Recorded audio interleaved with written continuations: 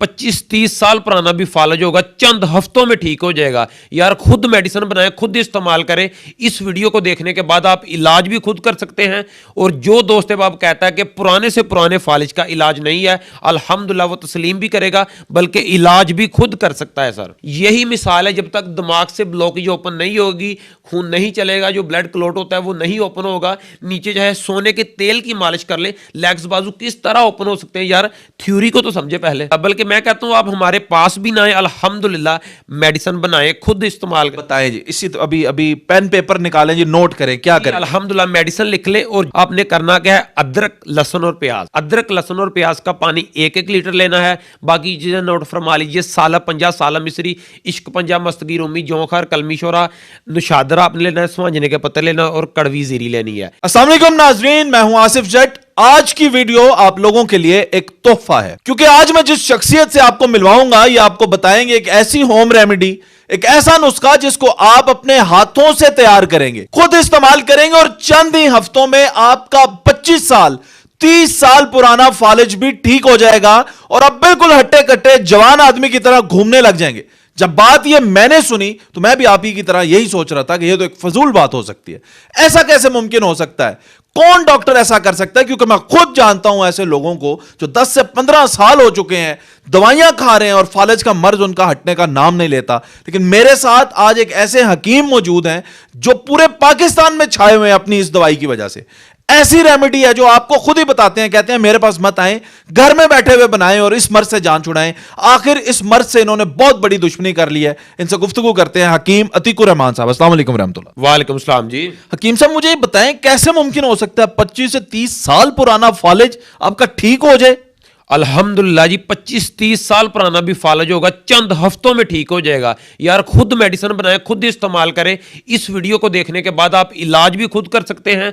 और जो दोस्त बाब कहता है कि पुराने से पुराने फालिज का इलाज नहीं है, अल्हम्दुलिल्लाह वो तस्लीम भी करेगा, बल्कि इलाज भी खुद कर सकता है सर। मैंने खुद कुछ बंदों से बात की है जिन्होंने आपसे दवाई ली, आपने उन्हें नुस्खा बताया, उन्होंने तैयार किया, वो ठीक हुए हैं।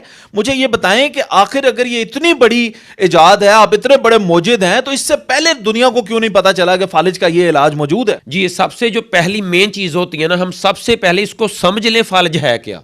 जी बताएं मुझे, क्या है जी फालिज? सबसे जो मेन चीज होती है, फालिज होता क्या है, इसकी वजह क्या है और इसको कंट्रोल कैसे किया जाता है। अल्हम्दुलिल्लाह जितना भी पुराना होगा बआसानी आप कंट्रोल कर लेंगे, लेकिन इसको पहले समझ लें जो है क्या। नहीं, मुझे बताएं ना आप, क्या है जी। फालिज जो है, असल में जो मेन चीज होती है फालिज का, टोटल मसला होता है दिमाग का। फालिज में जो असल चीज है वो लेग्स बाजू यानी लत बाजू जी है। मैं कोशिश करांगा जस्ट सिंपल वर्ड्स स्पीक करा ताकि हर दोस्त बाब नूं साडी गल सर समझ आ जाए।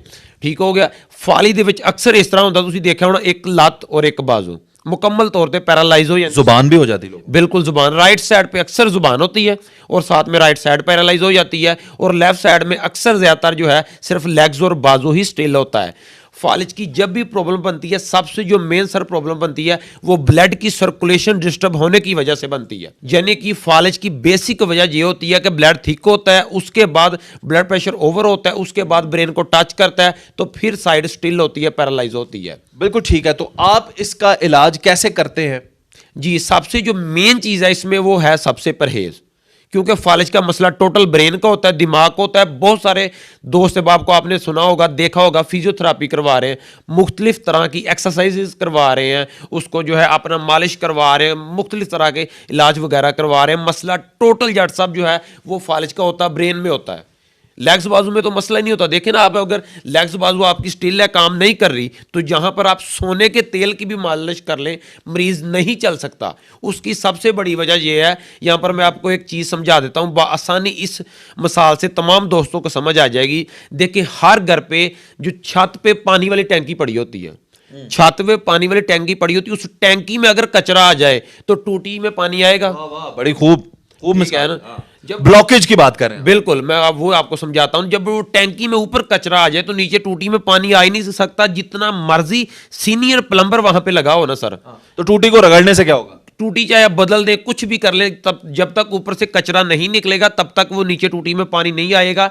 यही मिसाल है, जब तक दिमाग से ब्लॉकेज ओपन नहीं होगी, खून नहीं चलेगा, जो ब्लड क्लॉट होता है वो नहीं ओपन होगा, नीचे चाहे सोने के तेल की मालिश कर ले, लेग्स बाजू किस तरह ओपन हो सकते हैं यार, थ्योरी को तो समझे पहले। बिल्कुल ठीक। अब आप मुझे ये बताएं कि आप वो जो ब्लॉकेज है, वो क्लॉट है, उसको कैसे ठीक करेंगे? जी अल्हम्दुलिल्लाह, बल्कि मैं कहता हूँ आप हमारे पास भी ना आए, अल्हम्दुलिल्लाह मेडिसिन बनाए, खुद इस्तेमाल करें। बताएं जी, इसी तो अभी पेन पेपर निकालें जी, नोट करें, क्या करें? अल्हम्दुलिल्लाह मेडिसिन लिख ले, और जो भी मैं मेडिसिन बताऊंगा सर बाआसानी पंसार स्टोर से मिल जाएंगी। सादा चीजें हैं, कोई कुश्ते नहीं है, कोई जहरे नहीं है, बिल्कुल सिंपल मेडिसिन है। आपने करना क्या है, अदरक लहसुन और प्याज, अदरक लहसुन और प्याज का पानी 1-1 लीटर लेना है। बाकी चीजें नोट फरमा लीजिए, साला पंजा, साला मिश्री, इश्क पंजा, मस्तगी रूमी, जौखर, कलमी शोरा, नुशादरा आपने लेना है, सुहांजने के पत्ते लेना और कड़वी जीरी लेनी है। ये टोटल सारी चीजें आपने 5-5 तोला, पानी 1-1 लीटर लेना है। सारी चीजों को पानी आपने अच्छी तरह पिला देना है। जब चीजें अपना पानी मुकम्मल अपना जज़ब कर लें, उसका बारीक सफूफ पाउडर बना लेना है। वो अल्हम्दुलिल्लाह इस्तेमाल में लाएं, पुराने से पुराना फालिज 2 हफ्तों में बेहतरी ला जाएगा अल्लाह के फजल से। अच्छा, 2 हफ्तों में साइंस आने शुरू हो जाएंगे? ये मेरा पैरालाइज्ड है तो हिलने शुरू हो जाएगा? अल्हम्दुलिल्लाह 2 हफ्तों में मरीज, जैसे कहते हैं जवान बंदा होकर फिरने लग गया दोबारा। अल्हम्दुलिल्लाह अगर 25 साल पुराना मरीज भी है, 2 से 2.5 मंथ में प्रॉपर ऐसे हो जाएगा जैसे उसको मसला था ही नहीं सर। अच्छा हकीम साहब, ये सारी चीजों से उन्होंने ये दवाई तैयार कर ली, ये रेमेडी तैयार कर ली, अब इस्तेमाल कैसे करनी है? सबसे बेहतर तो मशवरा जट साहब ये है कि वो एक बार व्हाट्सएप पर राब्ता लाजमी कर लें, अपने पेशेंट्स की मुकम्मल कंडीशंस बताएं, उसके मुताबिक उनको बता देंगे, पहली बात ये। और दूसरी बात ये है कि जो छोटा टीस्पून होता है वो हाफ सिर्फ यूज़ करवाना है। ये तकरीबन 35, 40, 50 की जो है एज वाले उनके लिए है। और पहली बात ये, और दूसरी बात ये है कि जब भी मेडिसिन खिलानी है परहेज साथ लाजमी रखें। पकौड़ा, समोसा, पराठा, चावल, गोश्त, तलीशा, खटीशा, इस तरह की चीज़ें जो हैं जो प्रोटीन तजाबियत को ज़्यादा बिल्ड करती हैं, वो चीज़ों का लाजमी परहेज रखें। और साथ में पसीना जितना ज़्यादा लेंगे उतना ज़्यादा बेहतर है। और 24 घंटे में सिर्फ एक टाइम इस्तेमाल करनी है। आपके पास आने की जरूरत नहीं है? अल्हम्दुलिल्लाह वो खुद बनाए यार, खुद इस्तेमाल करे। तो मुझे ये बताएं, अगर फिर भी कोई बंदा कहता है नहीं जी हमने हकीम साहब को ही दिखाना है, कोई नोयत ऐसी भी हो सकती है जो आपके देखने के लिए शायद ज्यादा आप उसे समझ सकें, किसी आपने कहा 25 हो सकता है, किसी का 35 साल पुराना हो, किसी का नया हो, तो वो आपको कैसे मिल सकते हैं? देखिए सर, हमारा तो काम ही ये है, हम तो मेडिसिन देते हैं बिल्कुल। जो भी अपना बहन भाई जो है हमारे पास आना चाहता है, मोस्ट वेलकम, वो आए, नो प्रॉब्लम।